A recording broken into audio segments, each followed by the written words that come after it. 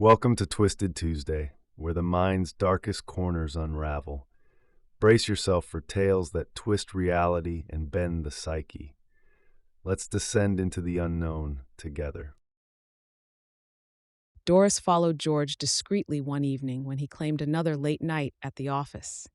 As Doris followed George's car, her mind wandered to Betty's mysterious stone and whisperings about the garden circle having unusual influence over townsfolk. Doris wondered suddenly if the women of Rosewood Falls were not the only ones harboring secrets or leading double lives. What did she really even know about her husband's work relationships, or the inner workings of the town's power brokers, with tendrils seemingly everywhere? Her hands tightened on the wheel with dawning unease that the foundations of her life might be more fragile than she realized. In better days, George's grounded practicality had anchored Doris's fiery passions and artistic ambitions into a stable life. She wove fanciful dreams alone at her easel as George quietly kept their world turning. Their relationship flowed into predictable patterns, ashes from Doris's creative fire smoldering under the unblinking routine of work and domestic responsibilities. But comfort gradually morphed into detachment and resentment on both sides as passion cooled. Doris threw herself more intensely into her subversive book club, awakening longings for meaning beyond well-appointed suburban dwellings. Meanwhile, George's gaze grew distant, no longer reflecting the familiar home fires Doris tended against encroaching darkness beyond their walls. She watched unseen as her husband of 15 years parked near a motel on the outskirts of town instead. Rage simmered in Doris's gut as George disappeared into room 8, clasping a bottle of cheap wine, emerging hours later looking rumpled and aglow. Doris careened home seething, nearly missing a stop sign. The accident she desperately wished for never materialized. So she wove through silent streets, clenching the wheel as if it were George's neck. Inside, Doris erupted. She swept family photos off shelves with a guttural cry, glass shattering brightly across the kitchen's dull checkerboard tiles. The image incinerated in her mind of George's ring glinting behind some faceless woman made Doris want to torch their entire suburban house. Let the inferno incinerate all traces of the submissive consort she had acted out so convincingly. But as Doris stared wild-eyed at scattered fragments of their sham marriage, dismay flooded in. She saw George's infidelity as indictment of her own failed femininity. What imperfections caused him to stray from their tidy nest? Doris swiped at hot tears of anger and confusion. She swept piles of broken glass out the back door fiercely. Wedding photo shards glittered mockingly from the trash bags as she wrestled them towards the alley. Wind whipped at escaped wisps of hair as she stood staring at glinting rubble. Later, Doris sat numbly surveying the destruction while nursing a cup of tea that had long grown cold. She thought again about the cryptic stone Betty discovered and the garden club's imprint everywhere in their town. Like creeping vines twining around battered structures, Doris realized that power dynamics spanned outward from that elite circle in ways she'd never fully grasped. She contemplated George's secret affinity with the motel clerk and wondered suddenly if her husband had patronized the business trips of other husbands too.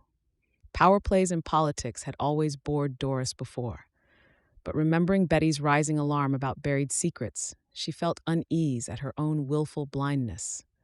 Just what else was her charming but distracted husband and other upstanding gentlemen of Rosewood Falls hiding in the shadows, motivating their closed lodge doors and turned backs each evening? Later in bed, Doris's thoughts drifted reluctantly back through their 15 years together, seeking clues to how they had slipped into stagnation and secrecy without her noticing. In the early days, George had wooed her with handwritten poems and impromptu weekend escapes when inspiration struck. They laughed often, the future shimmering bright with promise. Though her ardent temperament overwhelmed him at times, George remained her steadfast anchor. Over the years, as marital routines set in, embers gradually cooled. Bickering increased while laughter diminished behind closed doors. Doris escaped into her artwork and books more frequently, no longer sharing pieces of herself freely. Meanwhile, George worked longer hours, his absence growing into resigned acceptance by both. They became expert pretenders that the unified foundation remained solid. Doris squeezed her eyes shut against the awful truth that artifice had obscured growing fissures between them.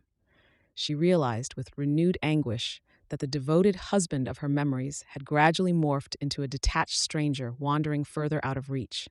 Beneath the sheen of respectability they still projected, intimate connection had steadily eroded, making George's ultimate betrayal devastating but not astonishing. When had their bond begun quietly unraveling? She thought suddenly of her newest book club member, Margaret, who had also discovered her husband's infidelity. Recalling Margaret's composure while relating that painful history, Doris felt a startling revelation take root. She clenched the bedsheets as a completely unexpected emotion emerged from her distress, a sense of freedom. In the darkness, Doris slowly sat up, realizing that without George's dominant presence, she could explore long-denied parts of herself again. Their marriage had increasingly suffocated her vibrant spirit and ambitions from youth. Now, with him severed from her heart, Doris felt wings slowly unfurling as possibilities stretched out, unseen but luminous before her. Doubt and fear quickly crashed over her again, but beneath them pulsed that startling liberation, small yet mighty. Doris clung fiercely to it as a lifeline while she sank into restless oblivion. When she awoke, the revelation remained. Doris knew that though devastation surrounded her now, by facing it boldly as herself rather than merely an appendage wife, she could emerge stronger and more authentically alive.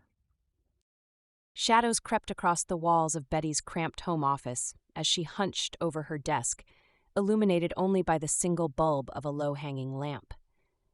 Piles of scribbled notes and newspaper clippings surrounded her, the chaotic order a map of revelations uncovered and mysteries yet to unravel about the garden circle.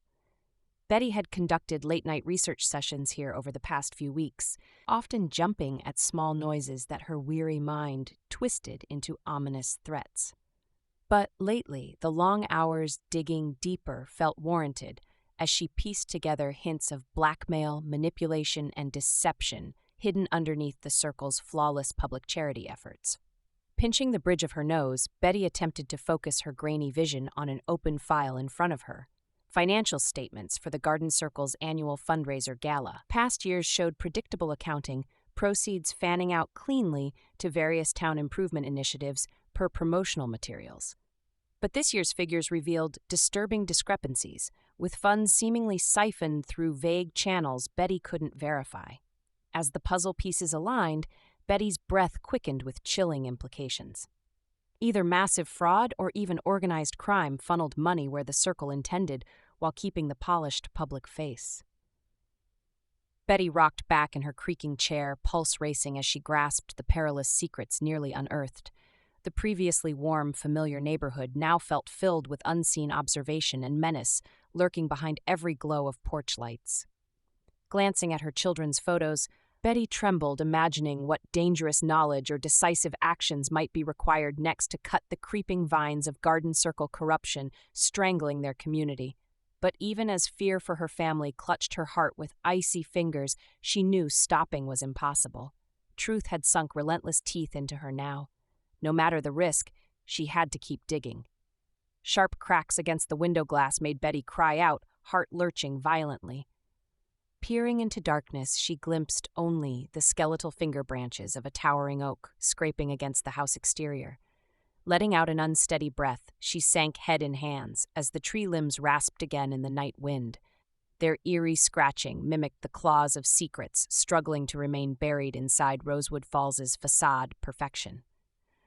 But Betty had sunk her own claws in now too deeply to release.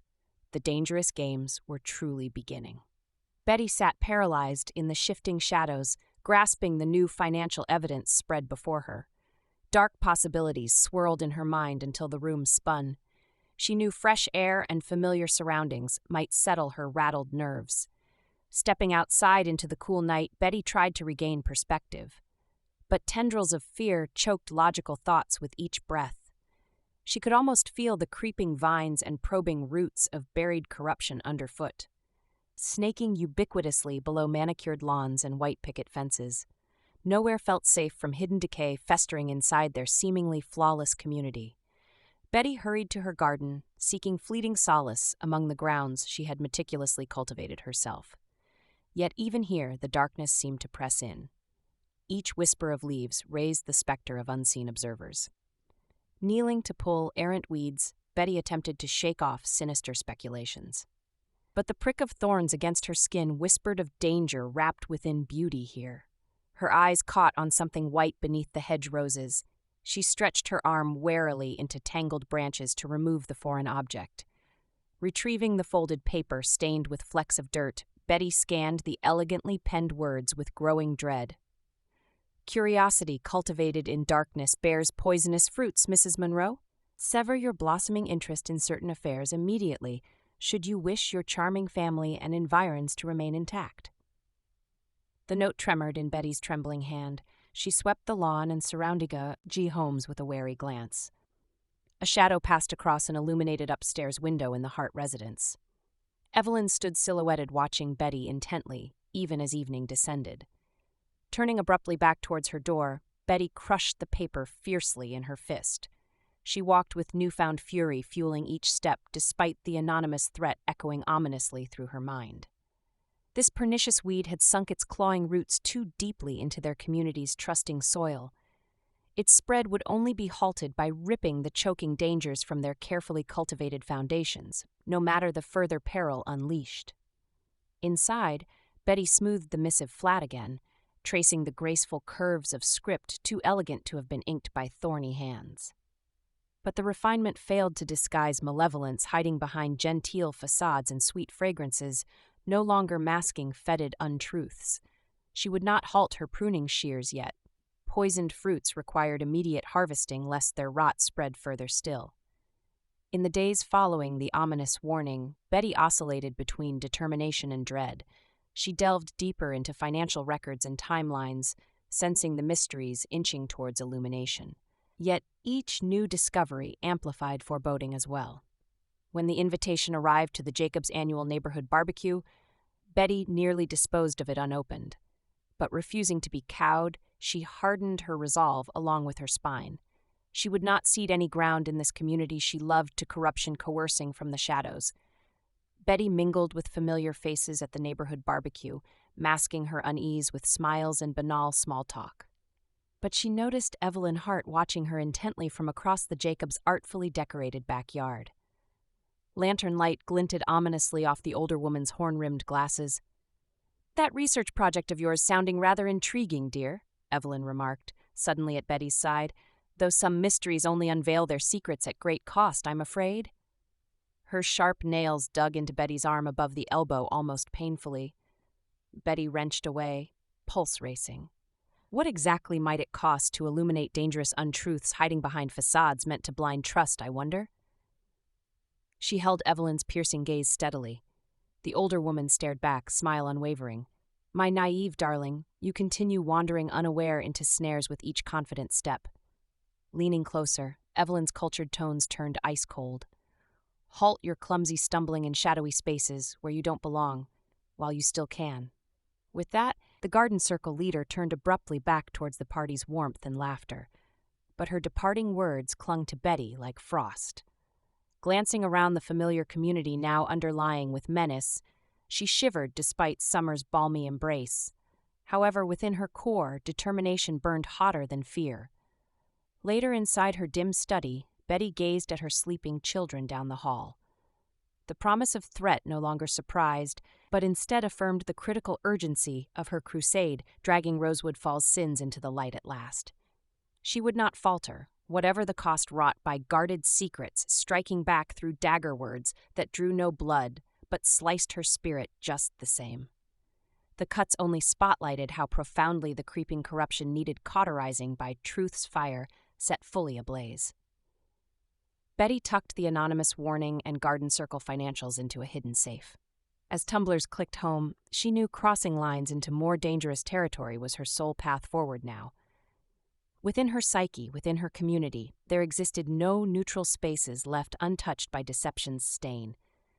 And the familiar darkness was where her future work awaited, full of purpose, peril, and promise. Thanks for joining Twisted Tuesday. As the shadows retreat, remember, not all is as it seems.